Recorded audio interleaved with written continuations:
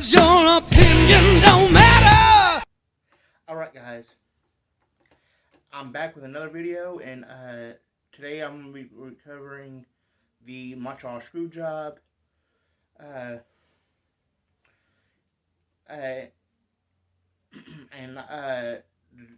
I'm going to go ahead and get started. And you might be see me like every so often look over to my right, your left. That's because I have a list that, and you might be seeing me scroll down some. I have a mouse that's a wireless mouse that's connected to my computer that has the list on it. Now to start, that in the late 80s and the early 90s, Brett and Sean would be feuding against each other, against the Rockers, or would be feuding against each other in tag team form, with the Brett teaming up with Jimmy the Anvil Neidhart as part of the Hart Foundation, and Sean teaming up with Marty Jannetty going against the Hart Foundation. But personally, they was good friends during this time. But during this time, Sean was getting more into drugs, and of course getting a little arrogant and stuff like that. And then Brett and Sean would go on and begin their single career. Everything that Brett did, Sean did. Brett won the Intercontinental Championship. Sean eventually won the Intercontinental Championship. Brett won the WWF Championship, and then they started feuding against each other again, but this time singly. And again, I'll remind you that Brett or Sean was taking more drugs, and therefore getting more out of his mind, not being more of himself, being more arrogant, more flamboyant, and all, and he was being testy as well, not just on screen but in real life. But that would with the feuding, he would go on into. They will go to WrestleMania 12 and compete against each other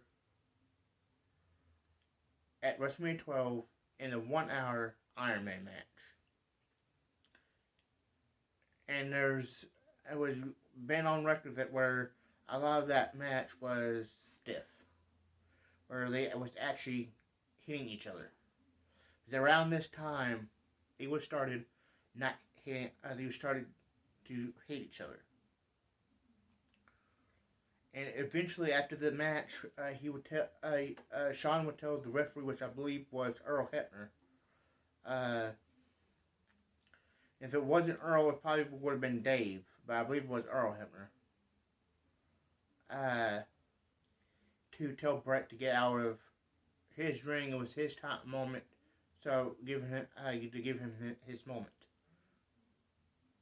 And then after WrestleMania 12, Brett would leave to make movies. And his contract eventually expired. And he would eventually return and at Survivor Series of that same year, in 1996, against Stone Cold Steve Austin. And then eventually,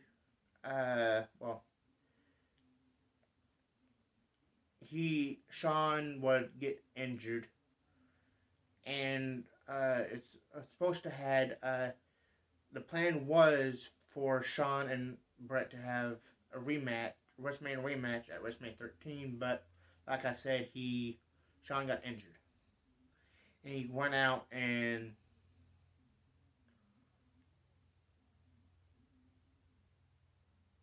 said that he lost his smile. The emphasis line or famous line or whatever. I think you know what I'm saying. And instead, we would have Bret Hart versus Stone Cold, Steve Austin in a I Quit submission match at WrestleMania 13, where Bret and Stone Cold would basically turn or switch gimmick, where Bret would turn from face to heel and Steve would turn from heel to face. And well, Bret went out with Sean being on commentary for that match. Prior to that, I believe, and I called him a pussy liar. Can't think of the exact line, but saying he was faking the injury because of Sean being able to do things that someone with an injury couldn't, which he found out later on that year, 1997, that there's some things you can do at times that you can't do the rest of the time with a knee injury. And but it was announced later on that year, 1997, that Sean would be the referee at SummerSlam 1997 in a match for the WWF Championship, Bret Hart versus The Undertaker, where during this match, Sean swings a chair at Bret Hart, but Bret ducks and it hits The Undertaker, which sets up a match at Bad Blood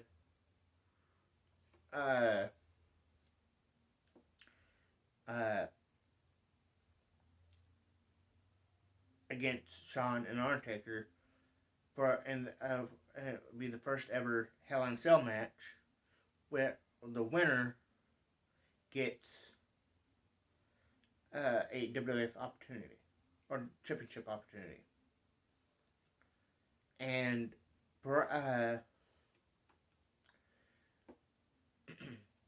and also should be mentioned that by now that Vince has came to Bret and said that he can no longer do the contract deal that they had worked out a year prior, which was originally for 16 years, which if you do the math from 96 to, or it was for 20 years, not 16, but it was for 20 years. If you do the math, it would have been from 96 to 2016, 20 years.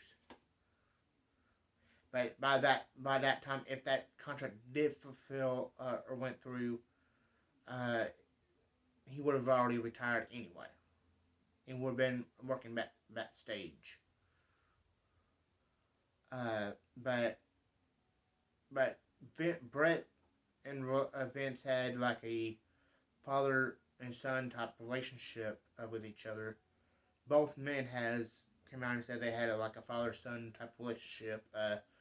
It kind of hurt Bret a lot that Vince did that to him, knowing that the relationship. But moving on, Bret would tell Shawn that he would put Shawn over, but Shawn wouldn't wasn't willing at that time to do the same with Bret. And that got Bret not wanting to do the job for Shawn when he was leaving because of that. And then therefore there was a controversy backstage with the ending of the Survivor Series match.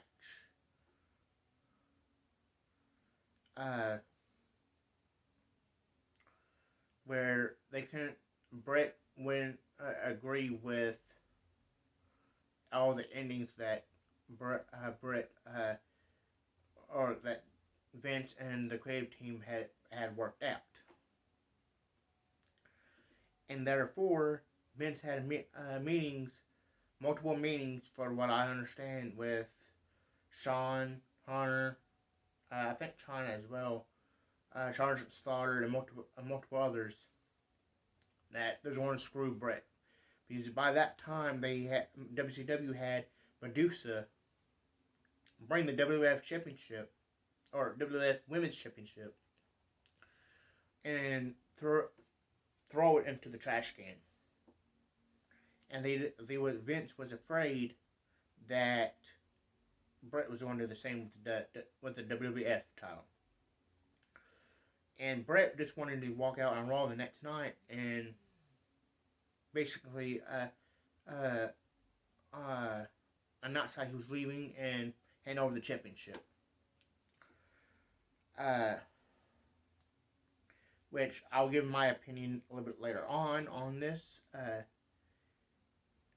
And with this, the referee of the match, Earl Hebner, did not know that he was going to screw Bret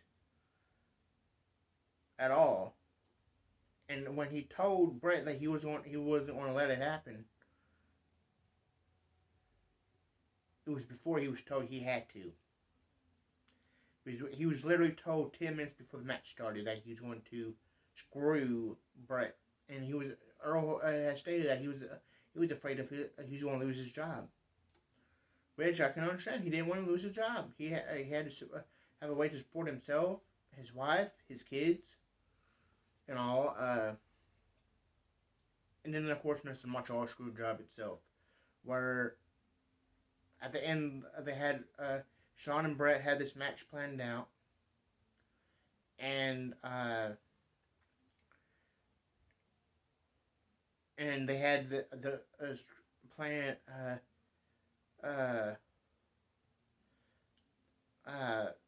Bret thought he was going to go out there. It's going to be like a disqualification. He's going to keep the belt, and that would be just fine. But that's not what worked out. They went right down to the T where for the match, everything they had planned, Shawn and Bret had planned, and but Bret was down the mat, and Shawn started to put the sharpshooter on him. Bret never tapped. The referee motion or Hebner motion for the bell to be wrong, and he even said ring the bell. And then while he was doing that, Vince was also saying ring the bell, and then therefore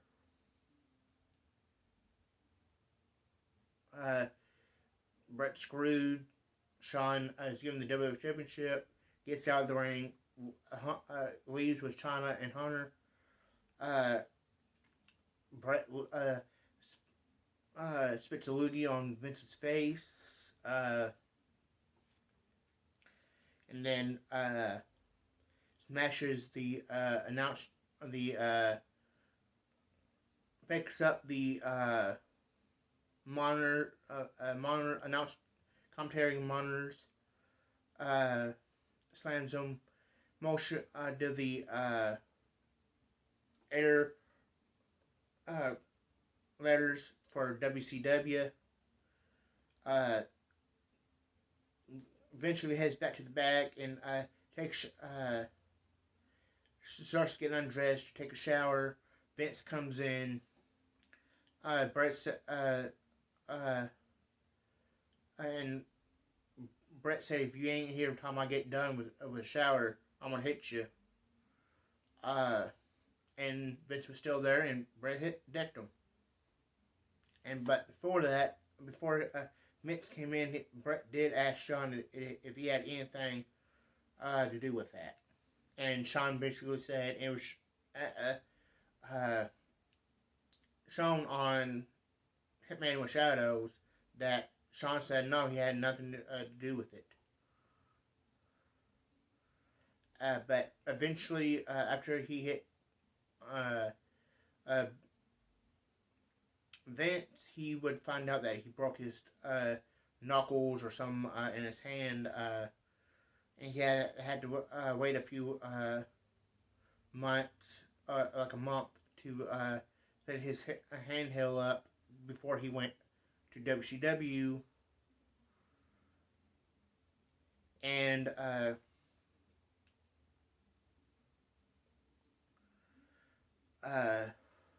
and then, of course, he would go to WCW and be the referee for Hogan and Sting, I believe, at Starrcade, I believe. But, of course,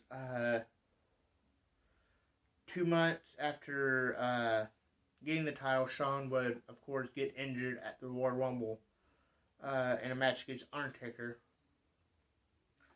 And then when he had to retire after the match against Stone Cold at WrestleMania 14. And of course, Brett had the same, got an injury too against a match that forced him to retire as well. But moving on to my opinion of all this, this could have been avoided by two things. One is Shawn not taking drugs. If Shawn wasn't taking drugs, he'd probably been more willing to do, or probably would have been more willing to put Brett over, as Brett was to Shawn. And if another thing, or out on top of another thing, if they would have added a third man, especially with the added the Undertaker to the match, all they had to do was add Undertaker to the match, have Brett drop the title to Undertaker. Brett gets pinned by the Undertaker. I'll repeat, Bret Hart gets pinned by Undertaker. Not Undertaker gets pins the Undertaker, or the Undertaker pins Shawn Michaels, or Shawn Michaels pins the Undertaker. I believe that Bret should get pinned. So therefore, the only way to do that is to have the Undertaker pin Bret, and then Taker drops the title to Shawn a month later at the next pay-per-view. I understand they wanted to move on with the feud with Kane, but they could have had.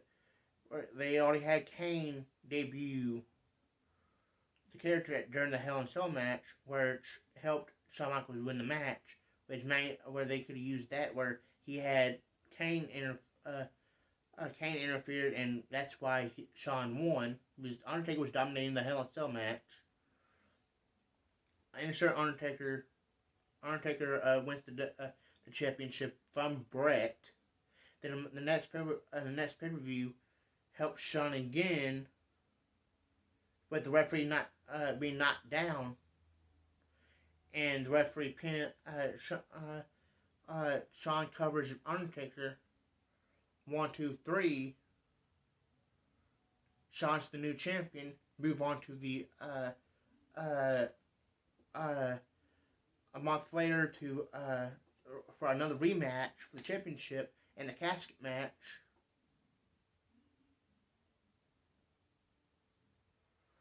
And then he then goes on. Shawn goes on to the WrestleMania, and loses the championship and then retires for 4.5 years.